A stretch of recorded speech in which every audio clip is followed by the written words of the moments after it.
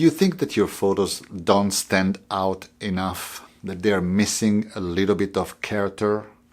Well, watch this video, because we are going to talk about Lightroom editing tips and techniques to make your images pop.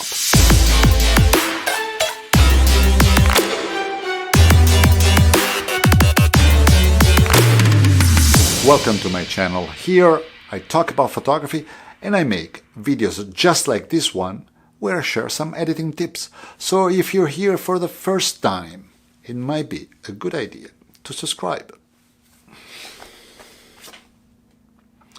I feel like I'm a little too dressed up for YouTube videos, but never mind. Video number 3 of my mini-series of simple techniques of Lightroom editing. If you missed video number 1 and number 2, I will link them down in the description or here.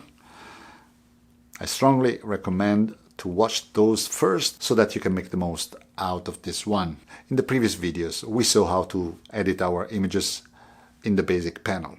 But now we really want to make the difference. We want to bring our photograph to life. We want to make our images pop. Possibly this is the most creative part together with the composition. Because here we can really express our vision. And the more we have a clear vision in our mind, the easier the editing process will be. We will see this in a second. Before diving into the editing process, last week I mentioned that in this video I was going to suggest a photo edit challenge. As a matter of fact, my idea is to give you a photo edit assignment where you will edit one of your own photos, possibly a long exposure, but any landscape photograph will do. Of course, the scope is for you to use all the tips and the techniques that you saw in the previous 2 videos and the ones you will see today. I would like you to post the before and after on Instagram. I would like you to tag me, 𝗬𝗓𝗪, and I would like you to use the hashtag Lightroom challenge.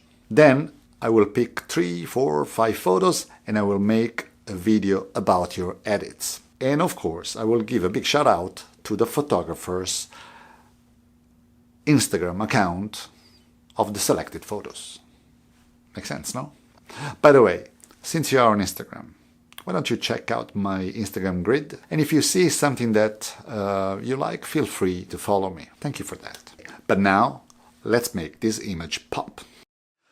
Finally, at the desk with Lightroom in front of me. In the first video we saw those necessary adjustments that I do to every photo. In the second video we saw the basic panel adjustments, which is in my opinion super important step. I would say that 95%, 90% of the image is made in the basic panel, in my opinion. And now we will look at an image that has been already edited in the basic panel and we'll see what else we can do to make this image pop. So this is the image we're going to work on today. It is a picture taken in Cape Cod. This is called First Encounter Beach. And although this seems to be a very calm and serene image, it was a nightmare to be there standing and waiting for the nice light because it was full of mosquitoes. Anyways, this was taken with a neutral density filter, 10 stops, 30 seconds exposure. And by the way, I've been asked this before. How comes with the 30 seconds exposure the boat is not moving? Well, the boat is not floating. The boat is sitting on the sand. As a matter of fact, this picture is called low tide. That's all, just to anticipate a few questions that I'm sure I will get anyway. F20, 100 ISO, 48mm using the 24 to 70 2.8 Nikon lens that I used to have. And you can see by looking at the before with the blue cast caused by the neutral density filter, and after, just the basic panel made a huge difference and dramatically changed this image. But now, let's make it pop. As I said, the basic panel is already taken care of, so I will open the tone curve and I want to increase the contrast. One click, easily done. Let's open the hue, saturation and luminance panel now. In the hue, I can slightly change the color tone of selected colors. With the target I can see which color is affected in this area, and I can see is the yellow. I want to darken these a little bit. So I drag the yellow slider down. Let me see in this area instead. Of course here I see the orange and I want to drag down the orange as well. And then this blue here, I want to make a little lighter. I will not touch the saturation. And as far as it concerns the luminance, I would like to see, yes, I want to increase the luminance of this orange just to have a little more luminance on the boat, but we'll do something else there. Done with that, split toning. This is a very key panel to change or to enhance the look of our images.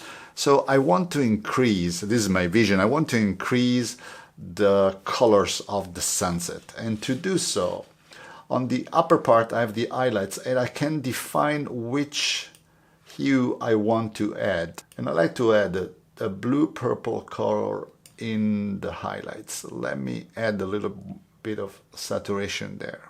In the shadows instead, I always like, it's not a rule, but I always like to add a little blue. And I will add a little bit of saturation there too. So you can see without and with the split toning.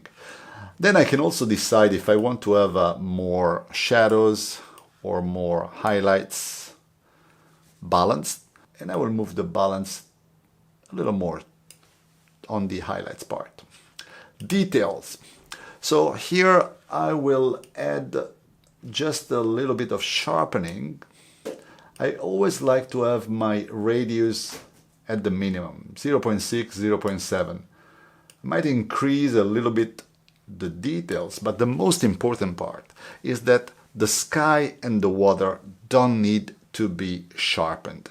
So holding the Alt key and moving the masking slider towards the right, I will be able to decide where the sharpening is going to happen, which is basically only on the white part of the image. So it will be the boat and those horizon lines and the foreground. Anyways, I saw some dust spots in the image while adjusting the masking. So I will click on the spot removal. I'm not here. I will click on visualize spots. And I saw one spot right here. And I also saw one spot right here. And something that I don't like here. Done. Cleaner. Okay, sharpening is done. Remove those spots. Lens correction was already taken care. Effects. In the effects, I like to add just a tiny bit of vignetting. I usually add about -6, -7. I will go all the way with the midpoint.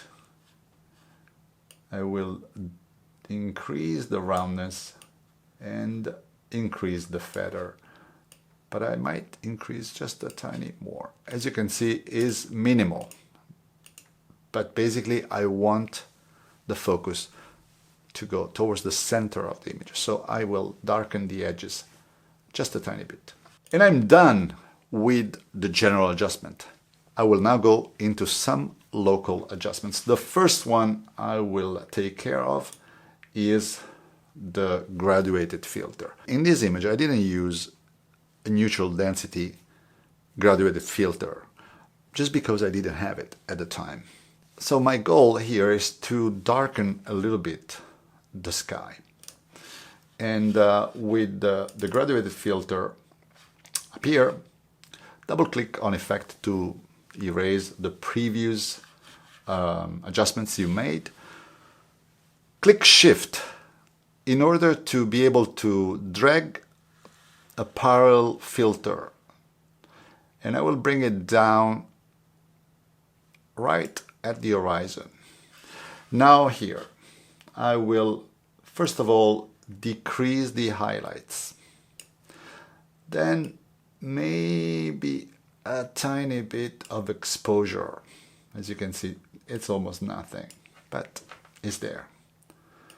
I want to increase the contrast. I will increase slightly the dehaze, but I will also add a little bit of color. And you can see that here at color, I can click on this box and add whatever color I think will fit. In this case, I go to that purple blue that I really like. And as you can see, we have a little tint. I can also decide whether this tint will be applied to the entire filtered part, and I can see which is the affected area by tapping on this Show Selected Mask overlay, which will basically paint in red whatever is affected by the filter. But if I only want to add this color and this adjustment to a specific part, for instance, selecting the luminance, I can decide that only the lighter part of the image will be affected, or by dragging the range towards 0, only the darker part will be affected. In this case though, I want to affect the entire area, so I will keep the masking off. Then I want to add a new graduated filter because I want to add, because I want to increase the sharpening of this foreground here. And if I go with my mouse right on the center of this filter, I can see the colored area, and that is the area that is going to be affected. So in this area, I'm going to increase the sharpening because I want to have a dramatic difference between this foreground and this dreamy water. I will increase a little bit of the clarity, and I also want to see more details, so I will increase the shadows. Subtle adjustments, but they will make the difference. And the very last thing I want to do is actually to have a little more details and light on the boat. So with this brush tool, I will increase the shadows, a little bit of whites. I will also increase the sharpness and the exposure, and I will start painting. And we will see how this is affecting the boat. I will also do a little bit of painting in the reflection.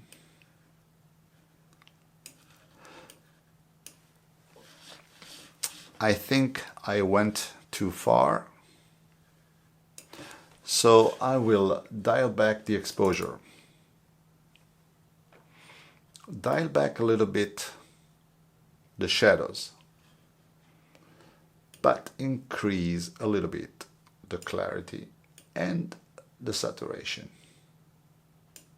I can also decide to add a little bit of color right here. Maybe a little more. And I'm adding this orangey red. The beauty of these adjustments is that I can always decide to dial back if I realize that maybe I went too far. But it's good to try. Try, see what you like, see if these actually really express your vision, and if so, you're good. And this is done. Before, after. Before, after. I think this image is warmer. I think this image pops more.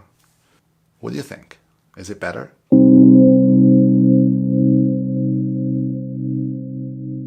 So we are done for today, and we are actually done with this mini series. I hope you enjoyed this video, and I really hope that you will participate to the Lightroom challenge. I really want to see some results. I want to see if these tutorials are actually useful. Also, if you have some ideas about possible challenges or assignments that we can create on this channel, leave me a comment below. Don't forget to hit that like button, share this video with your photographers friends, subscribe to my channel, all the good stuff. Thanks for watching, and I will see you in the next video.